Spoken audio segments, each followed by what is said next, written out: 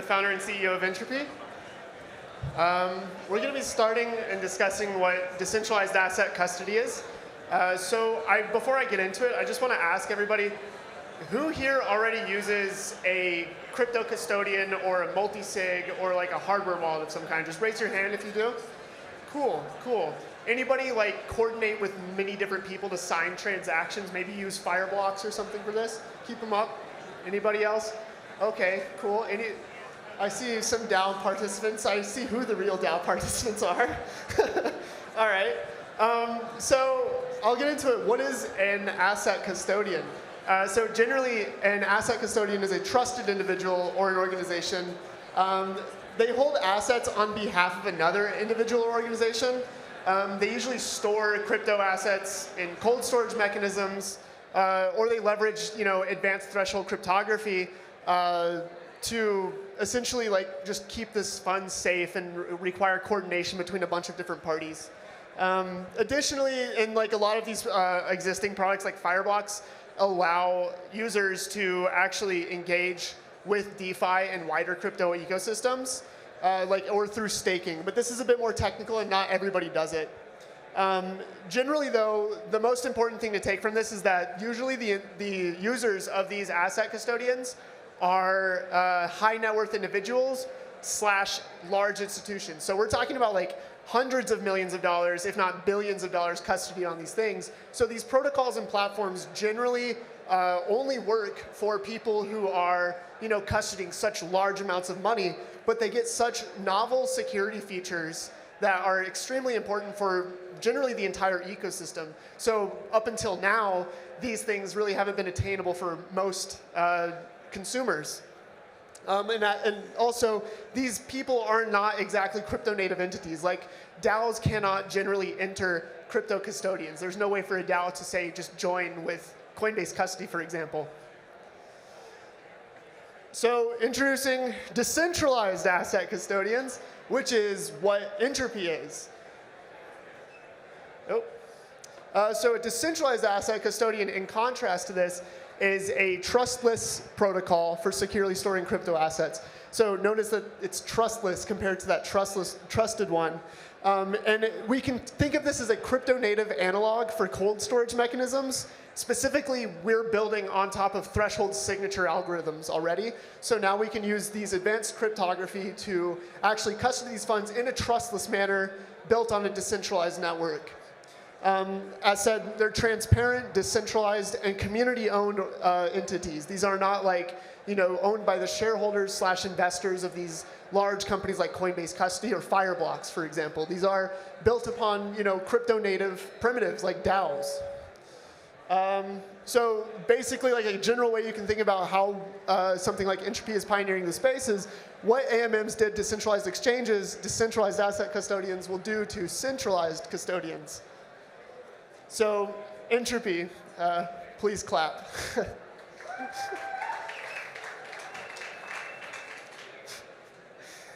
So Entropy is the first ever entirely trustless decentralized custodian protocol. A really simple way you can think of it is essentially, it's like multi-factor authentication for your private keys, except decentralized. So you can think of it as like Google Authenticator, except built on a decentralized network for your private keys. It's kind of it sounds cheesy to say, but it is an entirely new paradigm for blockchain interaction. It actually standardizes the secure user experience for how you interact with not just Ethereum, but for any blockchain. It's built on top of what we T of T threshold signature algorithms, which I'll get into here in a little bit later. And because of this, if the network is ever hacked, there is no risk to funds. This is why it's entirely trustless. It works, again, it works on pretty much any blockchain. The prime reason being because they all share the same cryptography, more or less. And if it doesn't share, well, we can add in something to make it work. So basically what Entropy is going to be is a simple signing API to integrate in your wallet, your dApp, or your DAO, or whatever your product is. And I'll get more into that in a bit. So what does it do?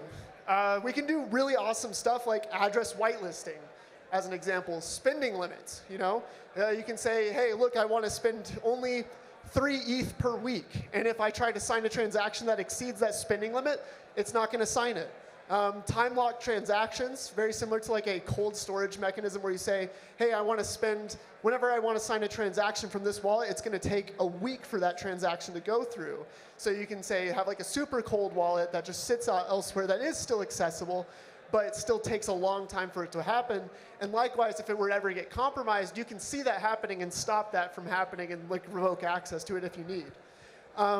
Again, multi-factor authentication, so you could have a share, for example, if we were to integrate into MetaMask, you could see someone try to sign a transaction in MetaMask, and then you get a pop-up on your phone. So then you pull out your phone, you'll get a little pop-up, and it says exactly what you're trying to sign, able to review what the transaction is, and you can either approve or deny it.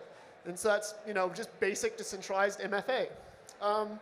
More or less on this, we also want to build a way to do arbitrary programmable rules. So what we want to use is basically like WASM.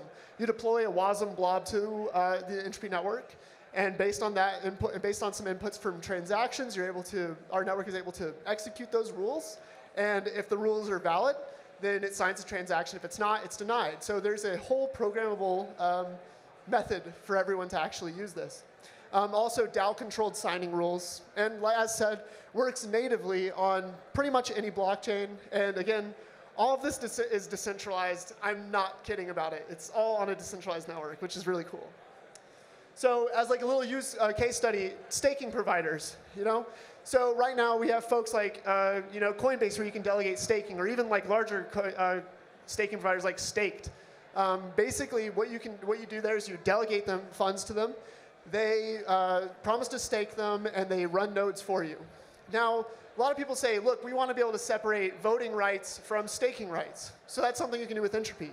You can generate a share that is only useful for staking providers. So they can only do staking and unstaking functionality, and while you yourself can retain your voting share. So you can retain voting rights, or maybe even spending if you want.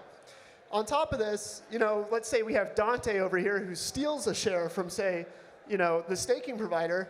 Well, the only worst case thing that can happen from there, if you don't notice it beforehand, is they would just be able to try to stake and unstake. They would never be able to actually steal funds, right? So it's permissions and roles for your private key. Likewise, we can eliminate the stolen share issue if we also use 2FA as well, which is, obviously, as I pointed out. So as you can see, like a little flowchart, like we check to see if the share actually has permissions.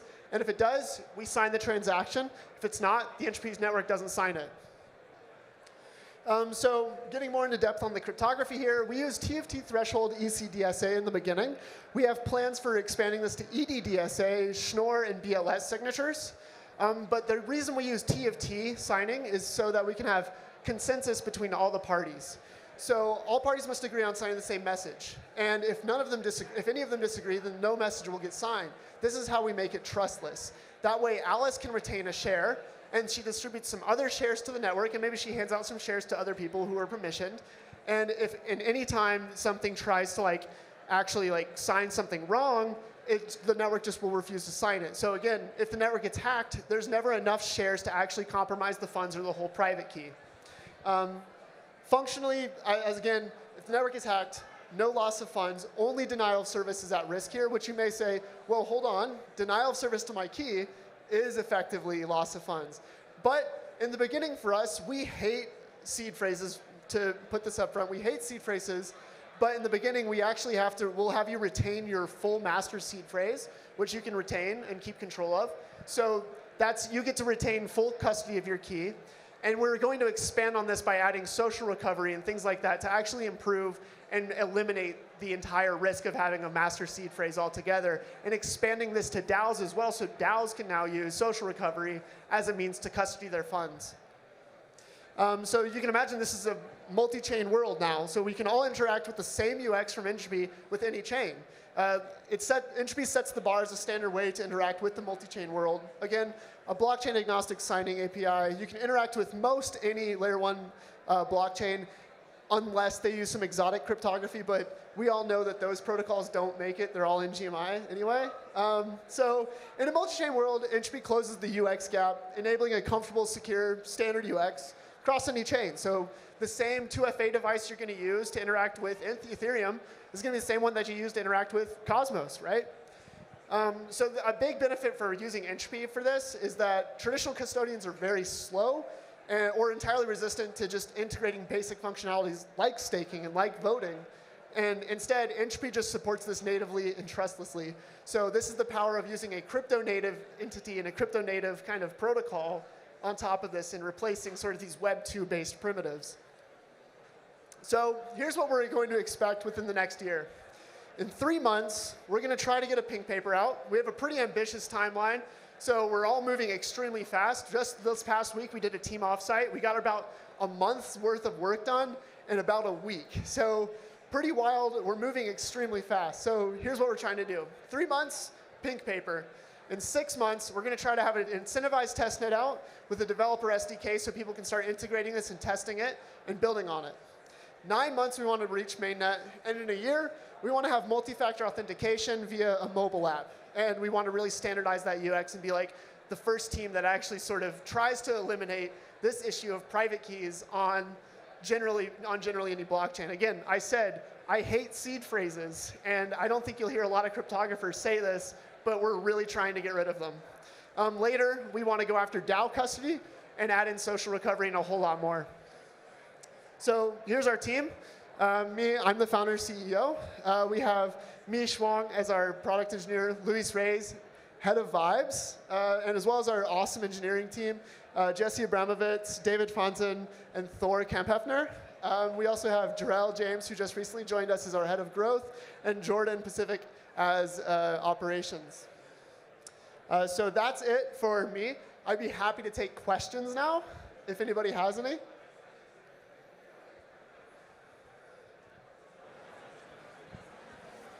Hello. Hi. Yeah. Just curious, a lot of these features I feel like I've heard also on wallet like Argent, and I was curious, how do you differentiate yourselves from them? Well, what's the difference? So Argent is smart contract based. We're cryptography based. We're built entirely on threshold signatures and built on top of a decentralized network. So you can really just imagine this more as like a layer one for sort of this kind of these kinds of operations. So on top of that, we also have like threshold signing with social recovery, as I pointed out. I know Argent has social recovery too, but now what we're doing is bringing social recovery to pretty much any blockchain, right? And standardizing the UX in that way for it. In fact, the way we actually see this is not competitive. So folks like Argent, we would love to actually integrate with those people. And this even goes to like folks like Fireblocks and Coinbase Custody. And we would want to get these integrations into everywhere we can and just improve and standardize the user experience. I have a question. You mentioned a lot of different use cases. Which one do you think will have the greatest impact on the crypto ecosystem? I think some of the biggest impact ones are going to be integrations into wallets. When people are able to actually leverage using Entropy, just like they would, a hardware wallet like a Trezor or a Ledger, the moment they actually start using Entropy, they're going to be able to say, wow, not only can I use this just in my standard UX and user flow, I can also interact with this blockchain and that blockchain just in the exact same way.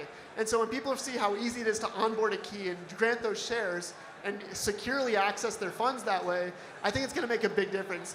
Going from there as well, I think the biggest thing is we're going to see DAOs able to deploy capital a lot more efficiently. So they're able to be like, coordinate and actually spend funds at a very quick rate if they need to. So this is something that we've not seen. We've seen a lot of DAOs actually try to use, treasury councils to spend funds and do active trading and active management, but it's really complicated. So generally they try to make larger interests or they delegate funds to one person. But now it's like, well, now we can just get general councils of a bunch of different people, and they're able to actually effectively deploy that. So we want to see a lot of integrations with DAO tooling coming up too.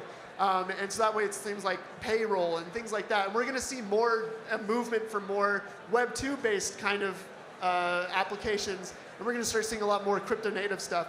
And because Entropy is so generic and abstract, and we can actually just build so much stuff on top of it, I actually really imagine seeing just a lot of our ecosystems building just some absolutely wild shit that we've not even thought of yet. So I'm really excited about that. Hey, with Entropy, it sounds like you can delegate spending off of a single address. Is that correct? That is correct. So you can delegate spending from a single address, but not only that, you can we can take those permissions from that single address and say, hey, look, you can spend 3 ETH. Hey, you can spend 5 ETH, and this guy can spend all the ETH or something like that. So it's really great for things like funds and family offices who have trading desks. but they don't have a way to actually like efficiently allocate and keep track of everything. So now they can say like, oh, new employee Alice joins the fund. We don't trust Alice a whole lot. Maybe we want to give her a fund limit of 100,000 USDC a month or something like that. And she can come in and do that, and we can actually keep track of that while still using the same address for Bob, who's been at the fund for 3 years and actively trades $1 million every month or something and makes 30% APY or something. Do you have a pricing model, and how do you approach liveness with T of T? Sorry, can you repeat that? Do you have a pricing model for Entropy Network, and how do you a pricing model? Yeah, like is it transaction fee? Because most custodians go after AUM, but how do you guys do it? Sure. So this is kind of the fun thing about Entropy, and I think it's very critical for us, is it's exciting because we're actually intending to offer this product entirely for free. And the way we're going to get around this too is we're actually going to subsidize the network initially with the token.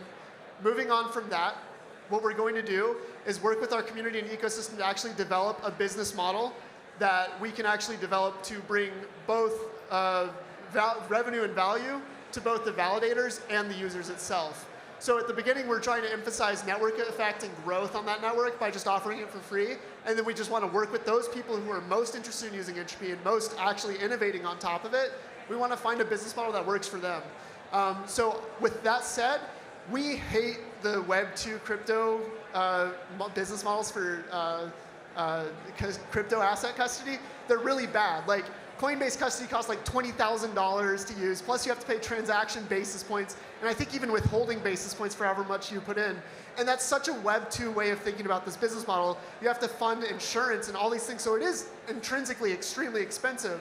But the great thing about blockchains is that we can actually bring that cost down phenomenally, and we can actually eliminate a lot of the issues with custody in general. So for us, it's going to be about maximizing network effect and growth, and working with the same user to say like, hey, look, how do you want to make money on the network? How are you using this? And where can we actually fit?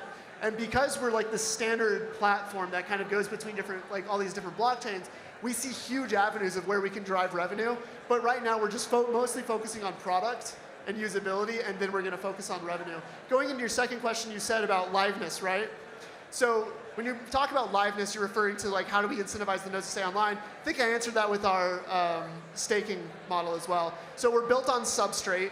We don't have any plans to be a parachain quite yet, but basically we're using the consensus mechanism there to encourage liveness and reward it. So if anybody goes offline or disappears, our cryptography can recover it, and we can make sure new nodes have the same shares, and they're able to actually we're able to drop in a new node and replace them if they need to, as well as slash them if they go offline for too long. Thanks.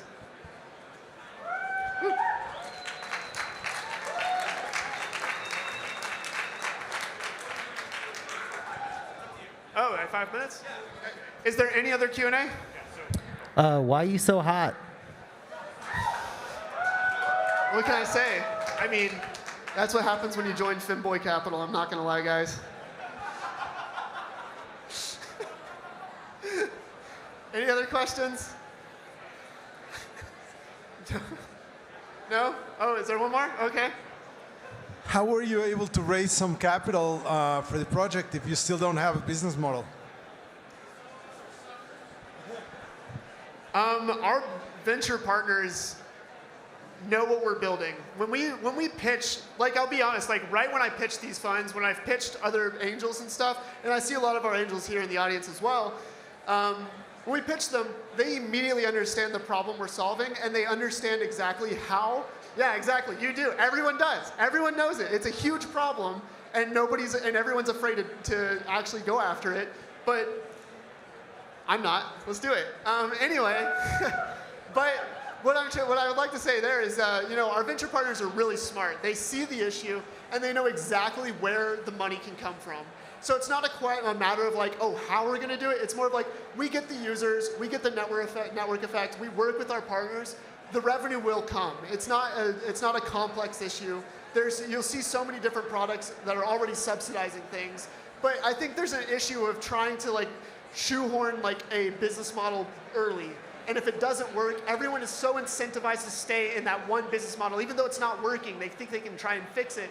Instead, we work with the smartest people we have available, and we figure out something that just does it, and it kills it. And that's what we want to do. Cool. Thank you.